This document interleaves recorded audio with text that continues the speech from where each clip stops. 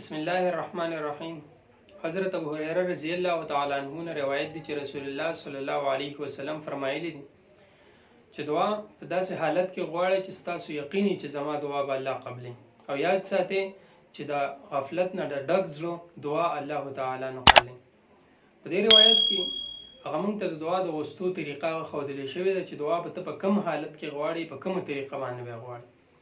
نو چې مونږ د الله نه دعا وغواړو چې یا الله مونږ ته دا کار هغه ترسره کړي، نو زمونږ زړه به په دې خبره مطمئني چې یا او زمونږ دا دعا به الله قبلې. الله تعالی غفور رحیم ذات دی، زما په خوله کې دونه اثر شته چې زما دعا به قبلېږي.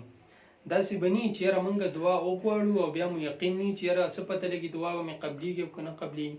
دا قسمه کار نه غزان ساتل پکار دي. ځکه د دې حدیث په دې دویم جز کې رسول الله صلی الله علیه وسلم فرمایي چې دا خبره په ذهن کې کیده چې د غفلت نه د ډک زړه دعا الله تعالی نه قبلې.